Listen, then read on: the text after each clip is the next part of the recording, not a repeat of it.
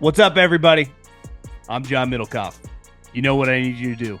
Subscribe to our YouTube channel. We got content for days reacting to every NFL game all the time, every single day. Subscribe, like the videos. Let's go. What is going on, everybody? It's time for a little Middlekauff Mailbag. Very easy to get involved. You just fire into my DMs. I don't know why I just did that voice. At John Middlekauff is the Instagram. DMs wide open. Get your questions answered here on this little show / podcast. Let's start with Zaya. Hey, John. Day one listener.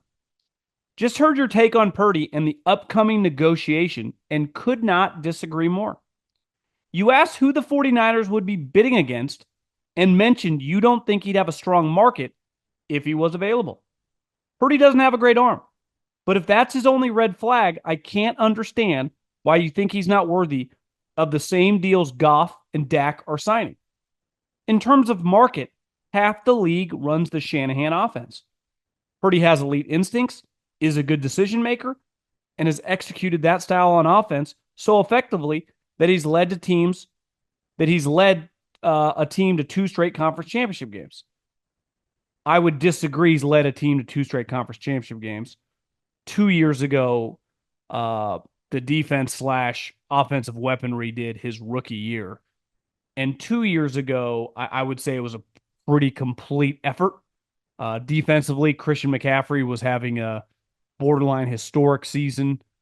He was a key player and plays quarterback, but leading a team, that's what I would say about Josh Allen. That was not Brock Purdy last year when they made the Super Bowl. He got throttled in Cleveland. He got throttled against the Ravens. He shit the bed against Minnesota. And again, it sounds like I'm being so critical of the guy, and he's a good player. But when you say he's, what was your comment? He's a good decision maker. We just saw on Thursday Night Football, he made an awful decision. I think decision making is somewhat of a question mark. Let me finish your question. Sam Darnold, his style and skill set make it extremely valuable to any team that runs the offense. The league is watching Darnold light it up in a similar offense. Of course, teams would be lined up to sign Purdy. Just because he doesn't have an elite arm doesn't mean teams won't be lined up for his services. In my opinion, his other skills are elite and he's a winner. Darnold is dramatically more talented. If all things were equal, if you told Kyle you could have Darnold and Purdy, you're going to have to pay them both the same. Who would you rather have? I think he'd take Sam Darnold. Sam Darnold's dramatically more talented. Purdy can't throw the ball down the field. He cannot throw a deep ball.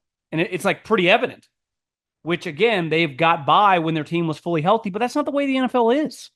Your team isn't typically fully healthy. Like Jalen Hurts is not nearly as good at Purdy at reading the defense inside the pocket. That's not his game. But he is much better throwing the ball down the field. And so it's like a push and pull. Like Jalen has flaws too.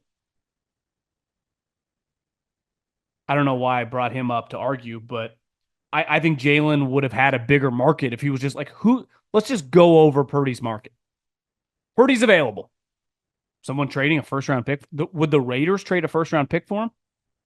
Tom Telesco the last decade has been around Phillip Rivers and Justin Herbert. 2 guys that are both 6'5", massive.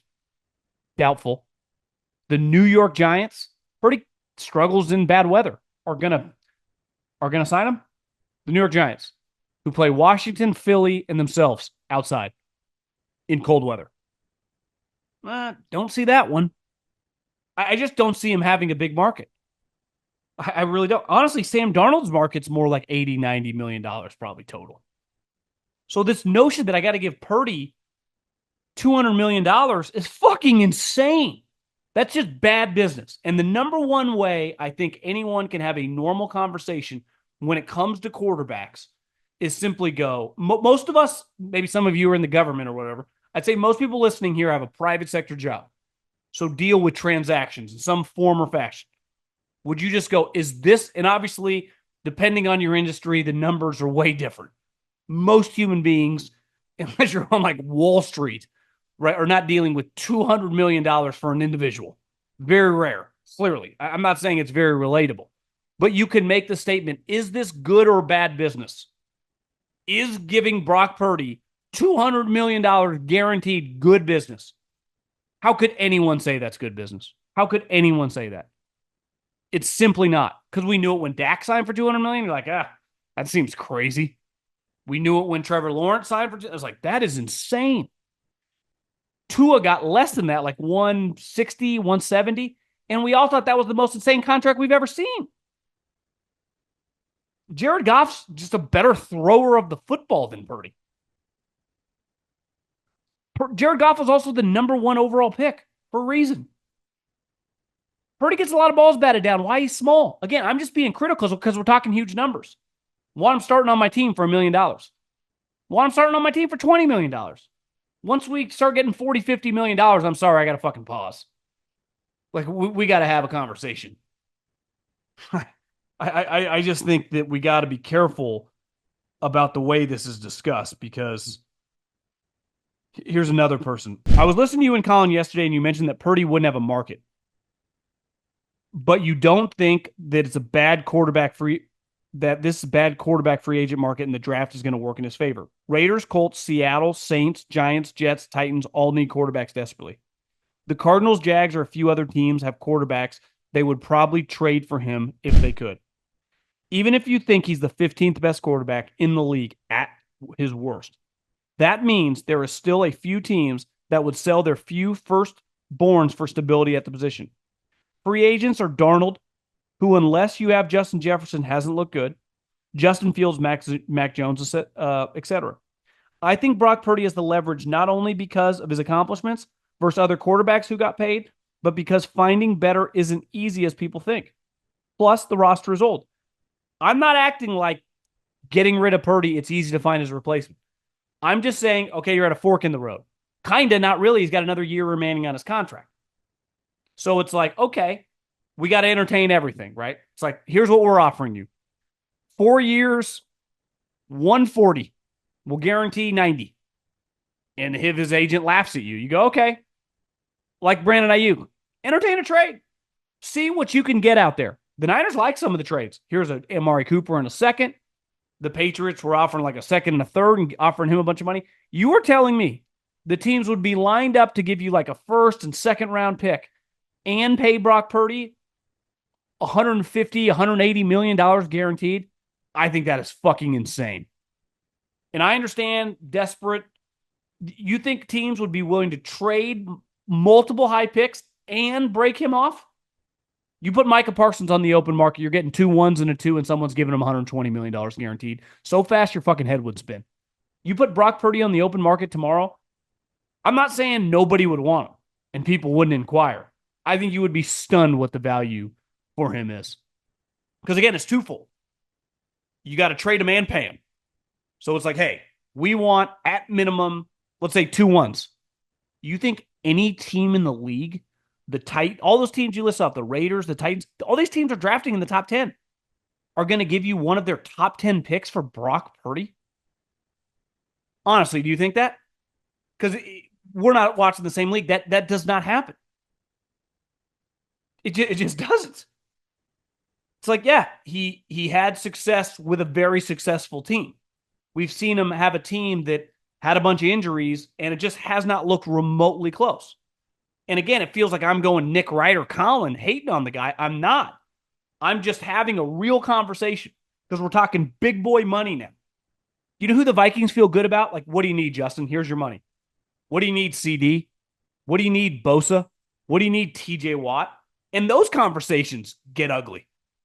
You think that if I'm the 49ers, Brock Purdy's agent just gets to bend me over a barrel and say, fucking shove my head in the pillow, and you just tell me when to, I'll just give you a thumbs up to keep on going? There is no way. They battled it out with all these other players who are elite all pros, that if they said Nick Bosa, Trent Williams, Deebo Samuel, they offered the 10th pick overall 3 years ago for him. The Jets did.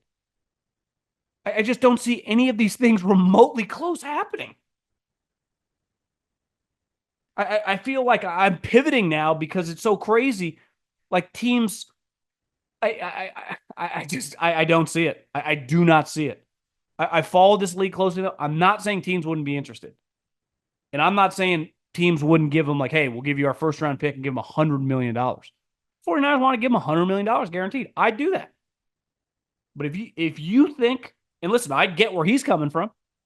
It's like, hey, man, time to pay me. Trevor Lawrence just got $200 million. Time for me to give you $200 million. Yeah, we're not doing it. Like, I don't care. It doesn't matter to me. The market's the market. Great. We don't view that as your market. And here's another thing.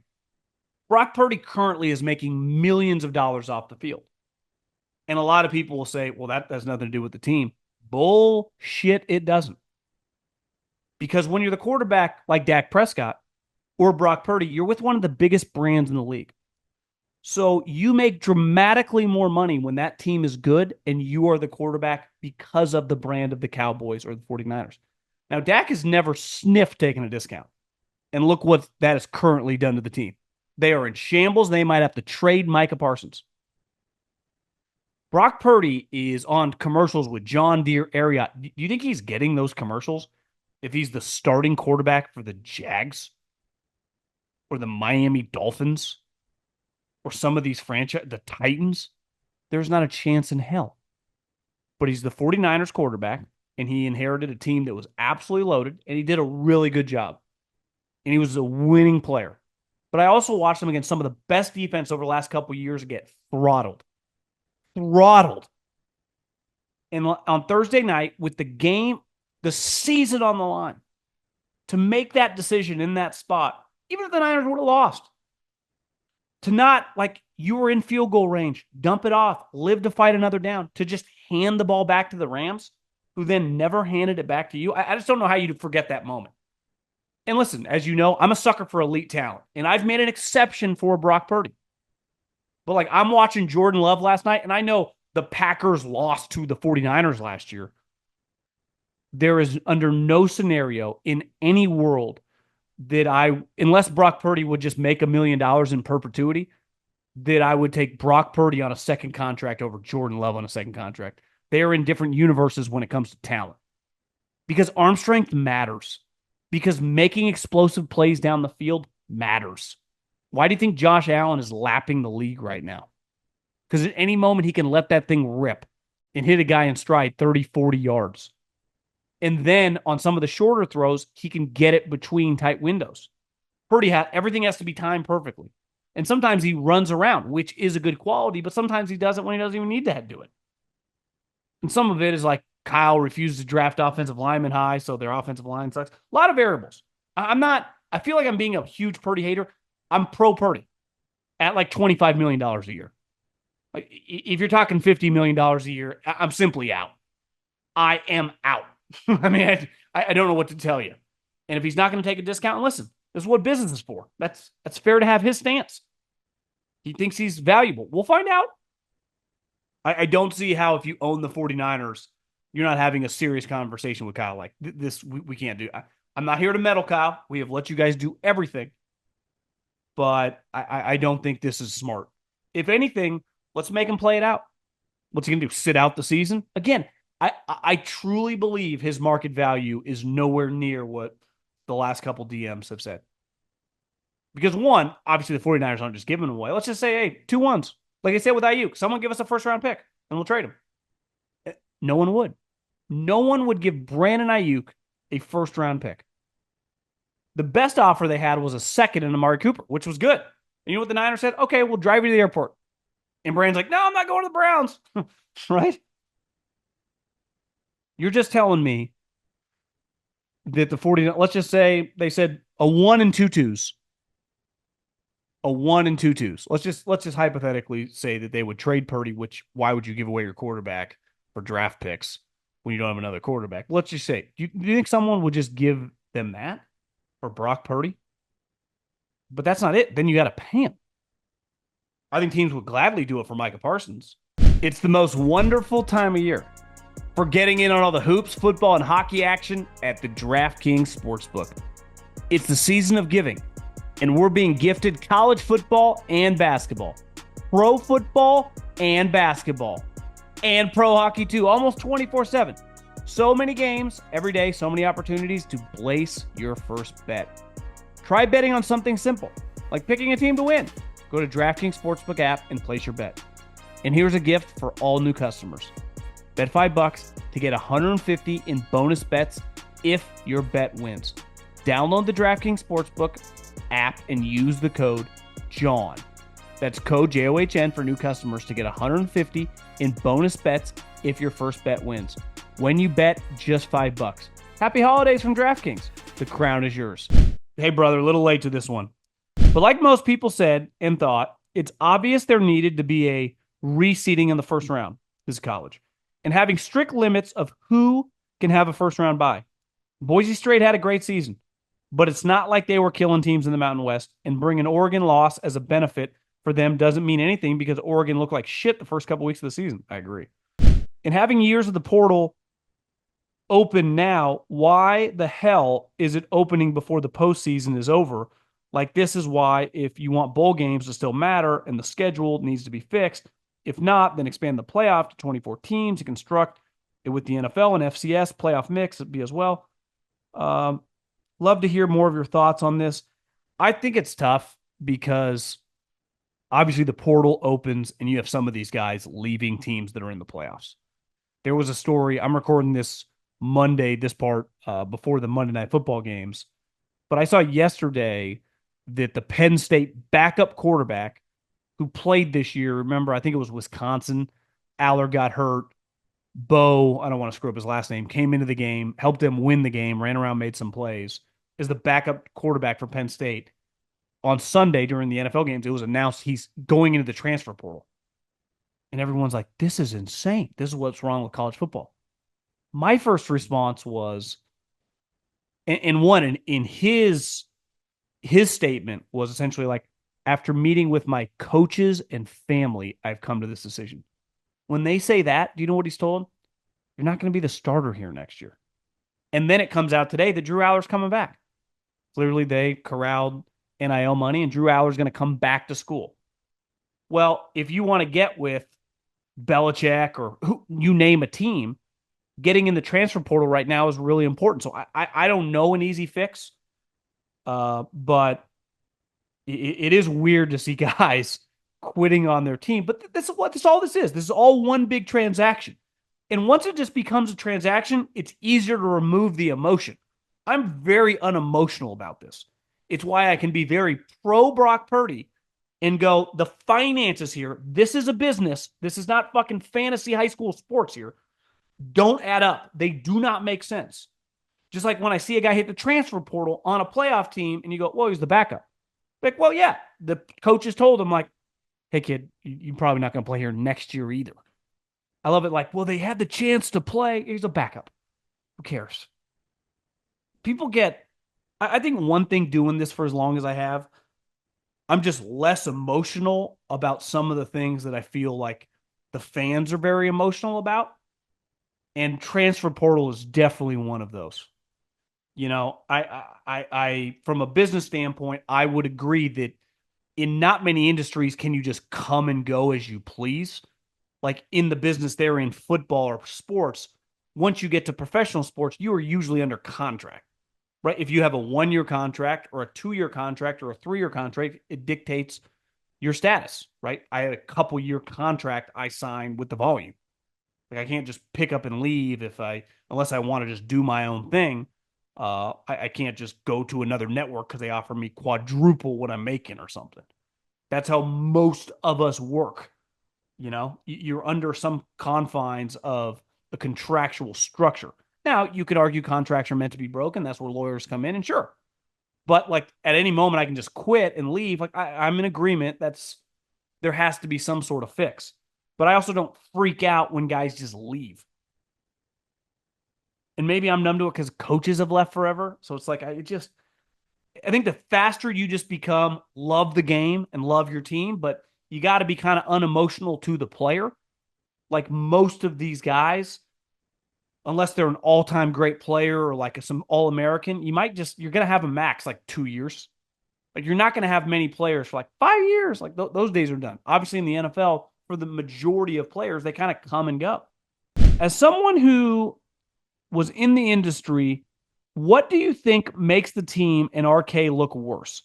firing Mayo for being incompetent after year one, or keeping him another year and wasting a second season of Drake's rookie deal because he's Kraft's hand-picked succession plan. I've never seen a head coach so incompetent on the field and at the podium. I don't think you can worry about looking stupid. It's why I'll defend John Mara if he fires everybody again. He clearly does not want to fire everybody. But if every single week your team just gets curb stomped and you are, honestly, it feels like right now the Giants have been the worst team in the league for the last 45 days.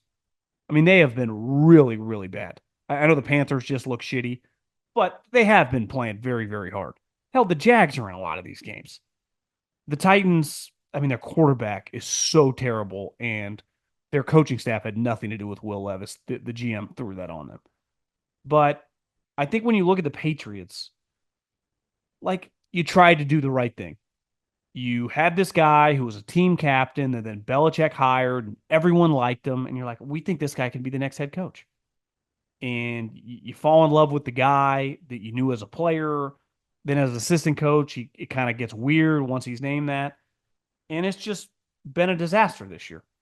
And if you get absolutely mollywopped the rest of the season, how could anyone, like, he made a mistake. Welcome to life. Make about 5 a day. Part of the world we live in. Now, obviously, there are some mistakes that are worse than others.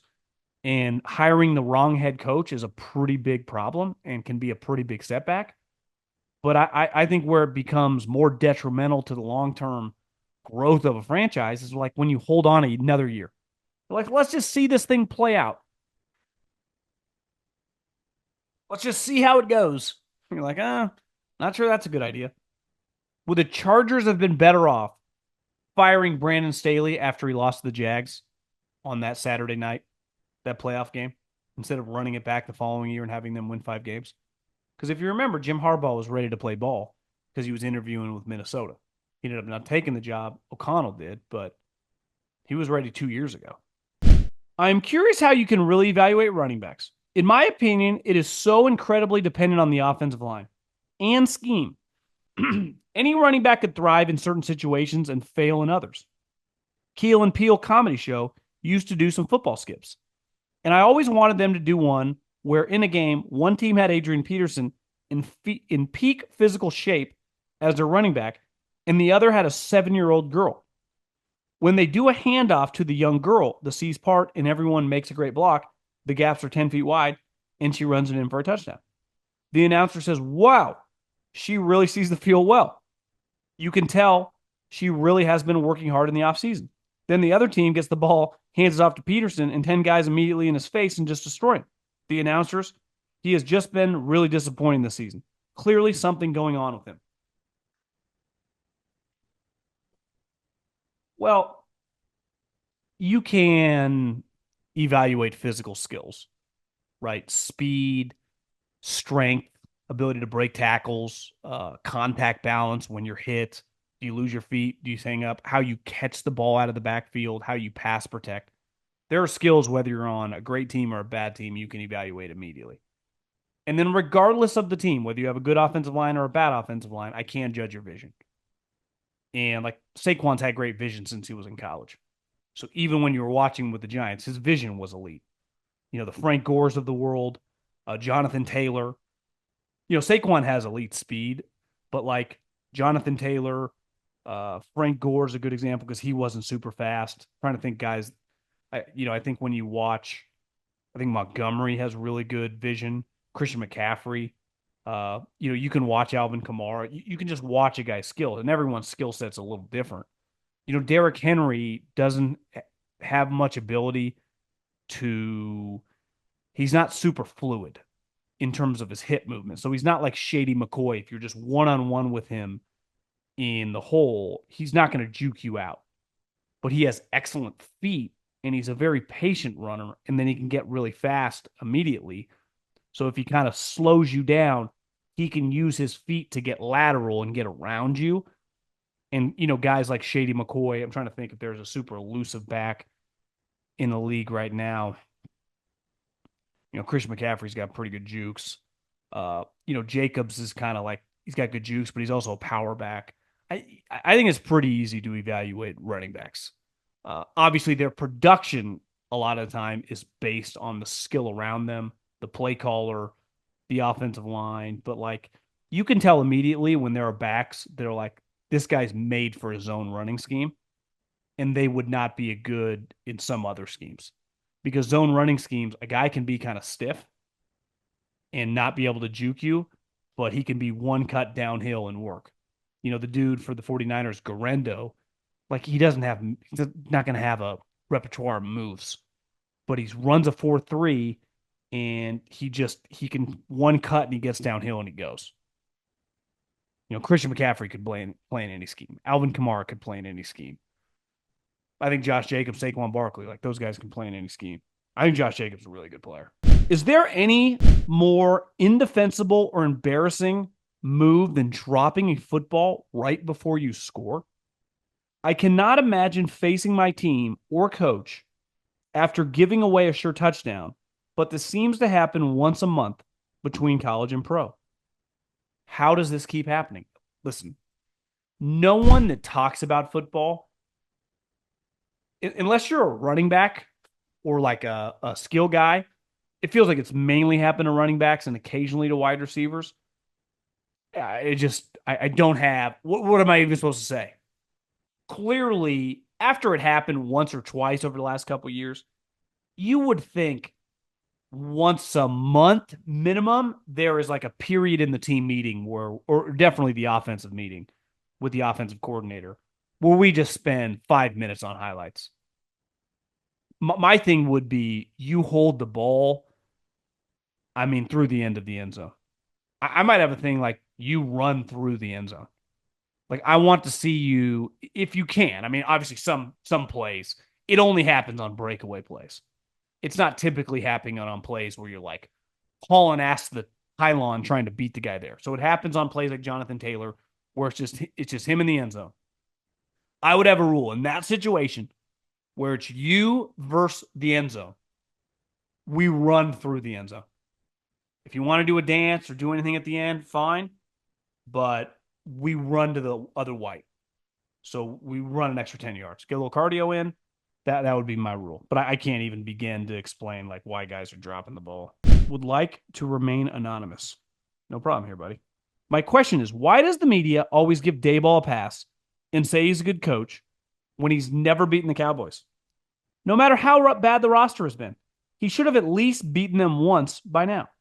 I can't even remember the last time a Giants versus Cowboy game was competitive. It took Harbaugh a while, but he eventually kept kicking Ohio State's ass. I'm a Chargers fan. And even Staley beat the Chiefs once. I'm telling you, I think it's getting really bad for Daboll. I think yesterday was a game where I felt 10 minutes in because like the way the 4 boxes work, you had the Cowboy game, you had the morning slate was pretty bad. So there were like 3 or 4 big teams playing, but they were all playing shitty teams. And one of them obviously was Ravens. The Dolphins, Texans was one game. The Jets, Jags, I think. God, the morning slate was rough. But I was like, okay, I'll watch. Maybe New York puts up a decent fight for a half. And it was like, no, this is JV versus varsity. This is a joke. Lamar's pants were falling down when he was running around. It was yesterday. And listen, obviously the Ravens are better than the Giants. No one disagrees there. But to just get clowned like that, I every time I'd look over, it felt like Daboll, which I guess I respect. He's a coach. He's really into the game. He's screaming, but it's like, bro, none of this matters. The one thing I do respect about coaches, why I could never do it, is how can you pretend to be super mad when you're down 28-7 and you're playing a team that is so much better than you that they could try with 50% effort and they'd still beat you by double-digit points. They could literally try half. Like they could cut their effort in half and you would still get your ass kicked. And you're screaming at officials, you're screaming at players.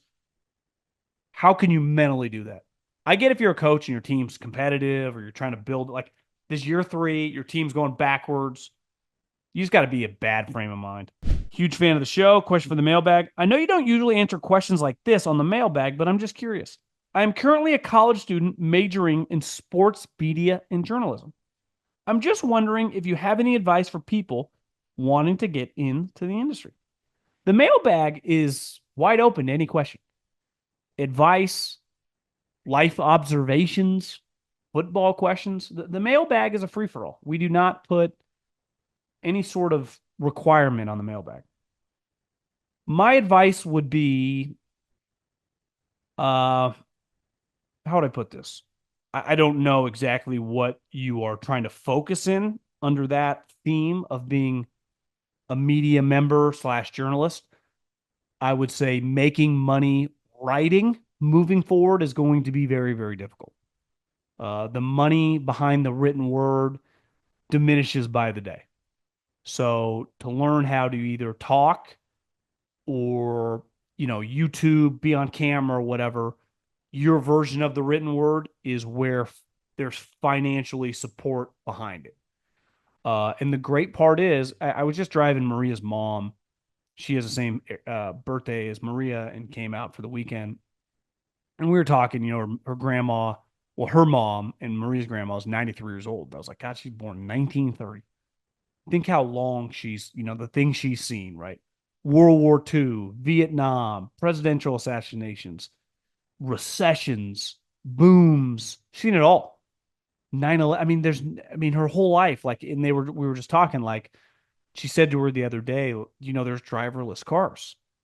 And Mary, her mother, couldn't believe it. She's like, I 93, I gotta have her be in a driverless car before she passes away. Like, that would be pretty cool. Like, think about that lifespan. And I was like, yeah, that is kind of cool. And I started thinking that I don't know why I went where I was going with this one. But things change so dramatically over time. And I think the hard part moving forward is we don't know where it's going to go. Oh, this is why. Because she basically started talking about how awesome it was, like her childhood, and how everyone knew their neighbors, and anytime you needed anything, people were there for you. And just society's a lot different now, right? Hell, I probably named two of my neighbors' names on my entire street. It's a little different. Even the way that I grew up, we knew everybody, and everyone's kind of more into themselves, feels really busy all the time. It's just life has changed. And I said, there are pros and cons to every era, but like there are a lot of pros to this era. One, I can record a podcast that can dwarf radio from my home office. And if I choose to, I can go rent an area, build a studio, do whatever I want. But I got options. And I don't need to work for someone to do this. And if I wasn't sitting here and wanted to get into this, I could create my own stuff. I create a YouTube channel. I create a podcast. I create a Substack. Do whatever I want to do. And there is money in writing, but if you start a Substack, it's very hard to get a following, get people to read what you are writing. So I guess my overall take here is I think it's very easy to see a lot of older journalists be very negative. And this is what I told Jennifer, her mom.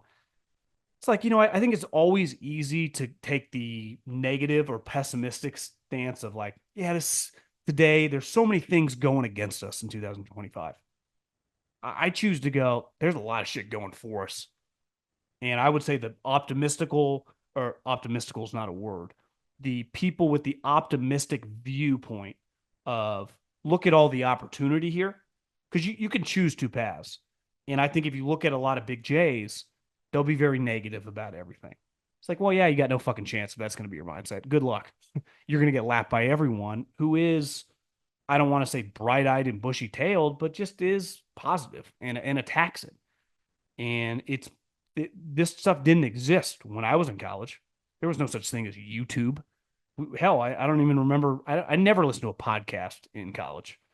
So you just have so many more options, even if certain things are kind of falling at the way, like the newspaper industry dies. Okay, well, then the video industry and the podcast industry, and who knows what's going to happen the next 3 or 4 years. Whenever I hear people like, what are your goals the next 5 years? Like, I don't know. Man, who knows what is going to be available, what's going to happen, what the consumer wants. I'll go wherever the consumer is. My goal is just to service them. So if they're somewhere else, then we'll go find them. If they want me over here, then we'll do this. So my goal is just to follow them and ideally have them follow me. But like, I can't, I'm not some technological wizard to foresee what's going to happen. But I would say, based on you're in college, like you got a pretty good idea and you should have a pretty big advantage. Like, you understand social media, you understand the landscape of how to use all this technology, or have some basic idea. Use that to your advantage. That's a huge advantage for you, is the understanding of technology, and just use it into what you do, whether it's reporting, whether you want to be a writer. There are ways to attack it. Get on Twitter, get on Substack, get on LinkedIn, get on YouTube, and start trying shit. You're so young, you have the world ahead of you. Half the things won't work and be a complete waste of time. But every time that you do it, you'll figure out something along the way. You will, you'll learn from whatever fails. And maybe the one thing that kind of gains traction, maybe you'll go, I kind of like this. And then you'll quadruple down on it. And maybe it'll lead you to meet some guy that'll lead you to something. You never know. I have a random thought. What if instead of having 3 timeouts, each team is 6 per game? I can't think of any drawbacks, but I'm not putting a lot of thought. I think 6. I think there would be a huge emphasis on rolling over minimum 4 in the second half. Like, we're never blowing all 3 in the first half, because I would always have that extra timeout in the second half. And ideally we have 5, right? But like, delay of games and stuff in the first quarter, let it roll. I think that's extreme. I think part of the strategy of the game is to navigate, and part of the coaching of the game is like, not screw these things up. Like, when you get how often when you get a big explosive play, whether it's a big run or a big pass play, do you see them in a delay game situation? And then the coach or the quarterback is forced to take a timeout, or there's a delay game. Even though clearly in practice they're emphasizing, hey, explosive play, get down the field, get to the line of scrimmage, we'll get the play in the huddle. Happens all the time. So I think that would band-aid and protect poor strategy and low-level coaching. I think you deserve to be exposed when you only have 1 timeout with under 5 minutes of the game. Like, that's on you. What did you screw up in the third quarter? And why are you blowing these timeouts until you need them at the end of the game? It's why I have less of an issue blowing timeouts, the way where timeouts disappear at halftime and you get new 3 timeouts in the second half. If you're going to delay a game into the first quarter, I got no problem doing that. But in the second half, like, I think way too many teams blow timeouts in the third quarter. Why don't people give the Texans any chance to do well in the playoffs? They lost on a last-second field goal to the Packers, Lions, and they beat the Bills. They did lose to the Titans, but a loss to a divisional rival happens to good teams all the time. The offense definitely hasn't lived up to the hype, but the defense is second in the league in takeaways and has incredible talent all over the field. It just seems like people have a lot more faith in the Ravens, Steelers, and Chargers, but the Texans should be in the same boat. Listen, they got a corner right now that you don't want to throw to, because at any moment he could pick off the ball in Derek Stingley. Where are the Houston Texans? I'm trying to look up. So they're 9-5. I mean, they're going to end up winning 11 games, I would guess. Final remaining schedule is at the Chiefs versus the Ravens, at the Titans. So I think this is a big reason, and it's not all his fault. The offensive line has been atrocious, but CJ Stroud's, he's got 17 touchdowns this year. If I would have told you in the middle of December, going into like basically the Christmas stretch, that he'd have 17 touchdowns and 9 picks, I know I did. I thought he would throw.